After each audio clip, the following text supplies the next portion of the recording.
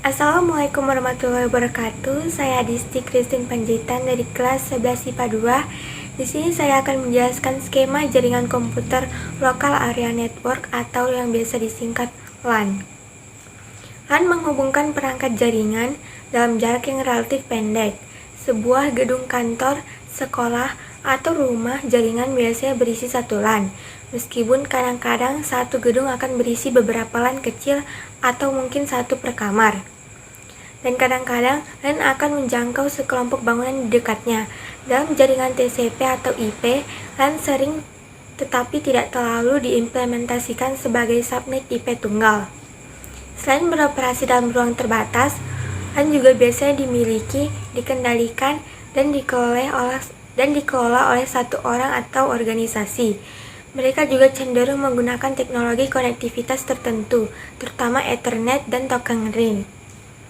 Ada juga LAN yang menggunakan teknologi jaringan wireless dengan Wi-Fi dan dikendalikan dengan nama Wireless Local Area Network.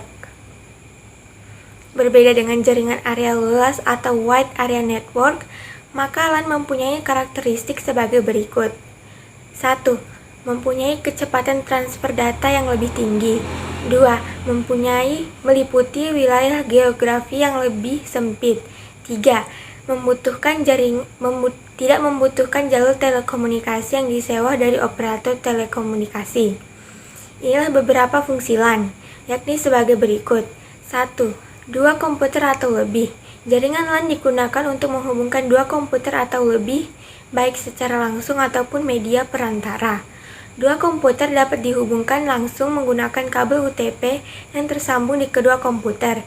Sementara untuk menggabungkan banyak komputer, kita membutuhkan perangkat lain seperti misalnya switch atau juga hub. 2. Memindahkan file dari satu komputer ke komputer lainnya. Dengan menggunakan jaringan LAN, kita tidak perlu bolak-balik memasukkan flash disk dari komputer satu ke komputer lainnya.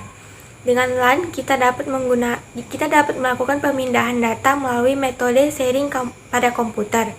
3. Sharing printer. Hal ini akan memudahkan seluruh pengguna dan menghemat biaya. Langkah yang harus dilakukan yaitu dengan melakukan drive printer yang ada di control panel.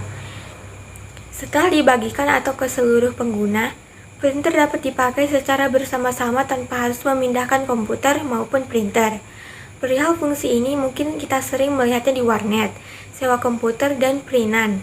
Begitu file siap, kita dapat mencetak file sesuai pilihan printer yang tersedia. 4. LAN chatting. Jaringan LAN dapat pula dipakai untuk mengirim pesan antar komputer pada area LAN. Aktivitas ini bahkan dapat dilakukan tanpa harus terkoneksi ke internet meskipun nantinya jaringan LAN akan tetap terlihat online.